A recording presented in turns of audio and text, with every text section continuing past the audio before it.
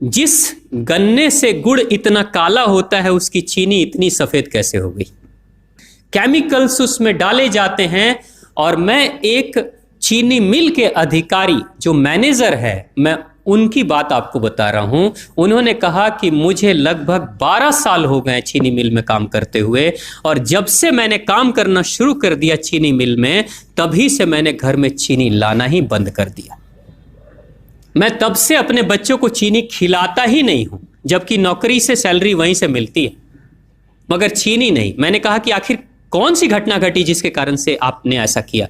तो उन्होंने बताया एक छोटी सी घटना कि चीनी मिल में जो ये पानी निकलता है ना, चीनी के बनने के बाद उस प्रोसेसिंग में जो पानी निकलता है, उस पानी में वो सारा केमिकल भी मिक्स रहता है, और उस पानी को चीनी मिल वाले लोग अक्सर एक टंकी में जमा करके रखते हैं। ये सभी चीनी मिल वालों के पास में होता है, आप भी कभी जाएंगे तो आपको भी पता चलेगा। वो टंकी में वो पानी रखा जाता है, लेकिन रोज रोज प्रोसेसिंग हो रहा है, रोज चीनी बन रही है, रोज बहुत सारा पानी आ रहा है, तो आखिर कब तक? एक टंकी की क्षमता है ना, कितने दिनों तक वो टंकी खाली रहेगी? भर जाती है, भरेगी तो फिर क्या करेंगे? खाली करना है। तो क्या किया था चीनी मिल के लोगों ने? सोचा कि छोड़ो ना, अब कहां जाएंगे उसको फेंकने के लिए कहीं दूर, क्योंकि अब उतनी बड़ी टंकी जिसमें हजारों गैलन पानी है, उसके लिए ट्रांसपोर्ट में कितना खर्च आएगा, तो बेहतर होगा रात के अंधेरे में कहीं खेत में डाल देते हैं। क्योंकि जनरली फैक्ट्रियां तो होती हैं ऐसे ही बिराने में, तो कहीं डाल देते किसी खेत में, क्या पता चलेगा पानी है कि चीनी मिल का पानी है, क्या है।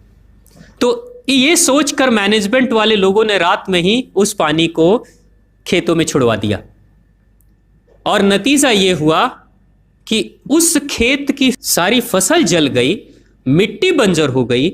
और जब किसान पता करने लगा कि आखिर क्या हुआ मेरे खेत में, जब चेकअप कराया वो मिट्टी का, तो पता चला कि इसमें तो चीनी मिल का जो वेस्ट मटेरियल है वो डाला गया है।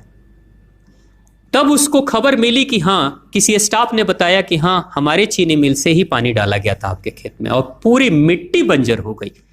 उसने केस कर दिया और चीनी मिल वाले को मुआवजा देना पड़ा लाखों रुपए।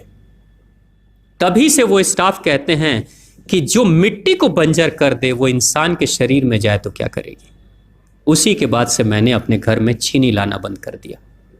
और सच्चाई है, लगभग अगर आप देखेंगे तो अंग्रेजों के आने के समय अंग्रेज पहला चीनी मिल इन्होंने भारत में ही लगाया था। पहला चीनी मिल भारत में ही अंग्रेजों का लगा, और अंग्रेजों ने चीनी की शुरुआत की। भारत के लोग गुड़ खाते थे, चीनी नहीं खाते थे, उन्होंने बहिष्कार किया, बिल्कुल नहीं। लेकिन चीनी और चाय पत्ती दोनों के लिए लोगों को तैयार किया गया था। चाय पिला पिला कर फ्री में चीनी के लिए तैयार किया गया, और चाय के लिए भी तैयार किया गया। अंग्रेज ने जब से ये शुरू किया है, और पिछले 50 वर्षों से हमारे समाज में चीनी खाने का प्रचलन बहुत तेजी से बढ़ा है, और उसी समय से भारत के लोगों के बच्चों के शरीर में कैल्शियम की कमी होनी शुरू हो गई है। अगर कोई मां, अगर कोई बहन जो गर्भवती हो, गर्भकाल के दौरान अगर चीनी का सेवन अगर कोई बहन कर रही हो, तो चांसेस ज्यादा होते हैं गर्भपात होने के। कोई मां अगर बच्चे के जन्म से पहले 1 साल पहले से ही चीनी छोड़ दे और सामान्य भोजन करे, अपना ही दूध बच्चे को पिलाए, और कम से कम 5 साल तक बच्चे को चीनी ना खिलाए, खुद को चीनी ना खिलाए, उस बच्चे को कभी भी ऑस्टियोपोरोसिस की समस्या नहीं हो सकती। कैल्शियम की कमी उसके शरीर में कभी नहीं होगी।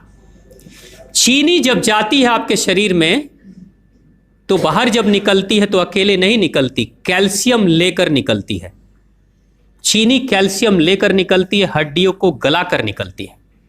और जिसके शरीर में कैल्शियम की कमी हो जाती है, उसके शरीर में मैग्नीशियम, पोटेशियम, आयरन सबकी कमी हो जाती है। कैल्शियम वो तत्व है कि जिसके शरीर में कम हो जाए, सारे तत्व कम हो जाएंगे। और कैल्शियम की कीमत पे चीनी हम खाते हैं। भारत, पाकिस्तान, बांग्लादेश, नेपाल, ऐसे कुछ देशों के अलावा दुनिया के बहुत सारे ऐसे राष्ट्र हैं जहां चीनी का इस्तेमाल ही नहीं होता। आज भी चीनी खाते नहीं, बहुत सारे देश नहीं खाते बिल्कुल। आप गुड़ खाया करिए, वो ज्यादा बेहतर है, चीनी को छोड़िए।